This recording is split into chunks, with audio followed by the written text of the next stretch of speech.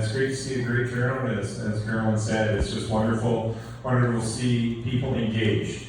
And that's really what matters, because as we've heard about the growth of the party, the growth of the grassroots, and that is how we win elections. And ultimately, that needs to be the key goal for everyone in this room. Because otherwise, we're all back here in 2 years, talking about all the things the NDP are doing wrong as we are in opposition. Instead of talking about the things we've already taken strides to improve and the things we need to continue to make better in British Columbia. And that takes all of you in this room, and takes all of our supporters across this province. We need to rebuild the trust with our riding associations. We need, as a party, to get back to actually building a strong provincial-based party where riding associations feel respected, feel listened to, and feel engaged by the leadership and by the party.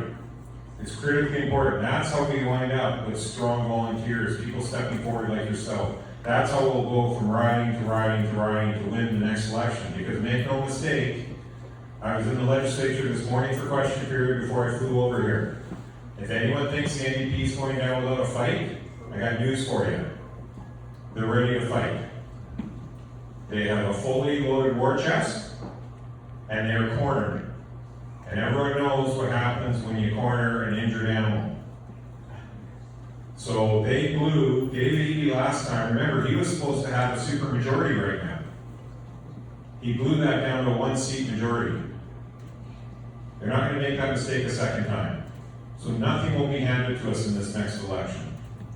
So it's going to take all of us in this room to step up and do just as you've been doing. The $25 membership is just the first step in that. So I've been campaigning, as everyone else on the slate has been, for the better part of the last 3-4 months, and it's been invigorating. As Ian mentioned, it's been very invigorating, coming into rooms, listening to like-minded people, talking about the issues, realizing what we have in common, and some areas we don't have in common. But we're not that far apart on even the stuff we don't have in common. And so I've been talking very clearly about repealing drip as well. I campaigned in 2024 to repeal drip as part of the BC Conservative platform. I knew that was in the platform when I campaigned. And I say that because it's been brought up many a time in this race that there's no way I will do that because my wife and kids are Indigenous. Well, I married my wife in 1993. We've had the 3 kids. They're all grown. We now have 4 grandchildren under the age of 4. I know what I commit to. I have a long track record of meaning what I say. And when I signed on to run as a BC Conservative and was successful running as a BC Conservative, I did that wanting to repeal DRIPA. DRIPA is still in place right now because we did not win that election. Again, the key point to everything we are doing right now. And we do have to protect private property rights. The Premier instructed, as the Attorney General, government lawyers to stand on their defense of indefeasible title in the Cowichan case. Should have never happened that way. That's why it's the anomaly case out there, because government had always been fighting for private property rights, and they suddenly stopped under Eby's watch. We need to instruct them to do that. We need to go one step further, though. We actually have to bring legislation in, and I will bring legislation in to further protect private property rights at the provincial level.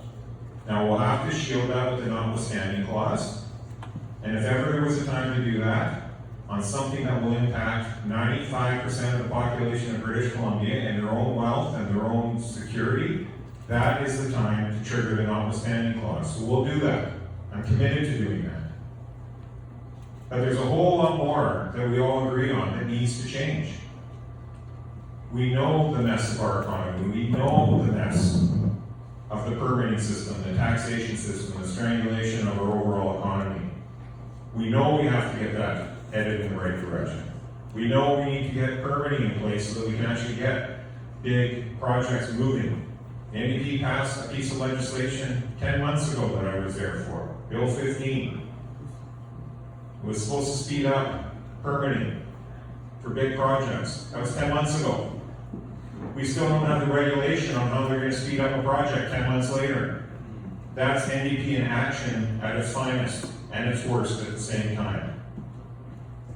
So we need to get our economy going. We all agree on that. We need better healthcare outcomes. In Burnaby, NDP just canceled your hospital in this year's budget, a cancer center. How's that working for everyone in this room? We need a government that knows how to actually build projects on time and on budget, because that frees up capital for other projects to be built in the same area. That's why they're canceling projects right now, because they've overspent on everything. They're 25% over budget and 158 years behind schedule in their capital plan right now. We need to get our K-12 education system going. We need to remove SOGI. We need to actually focus the streets. We need consequence back into the system. We need more crown prosecutors. We need more judges. We need to let the police lay charges like they do in other provinces. That's how you start to send a message that we're not going to tolerate what is happening anymore. We can do all this. We really can, but only for government. Now, as I say, I was over there today, watching David Eby squirm, asking him question and question period before I hopped on the Harbour Air. Be back over tomorrow morning, first thing. Be back in the legislature again. And you can see on their faces that they have concern. But they also have a hope in their eye that when they do the inevitable and get rid of the premier, they have a fighting chance to form government again. And we cannot let that happen. I ran in 2024, the decision I made when John Rustad phoned me the morning everything collapsed between the two parties and joined back together. And he said, would you run for us? And I gave it a week and a half thought. And the final decision point I had was, I was in what was going to be an NDP likely riding because of the redistribution of the riding maps. I knew I would turn into a BC Conservative win. And the final decision in my head was, do I agree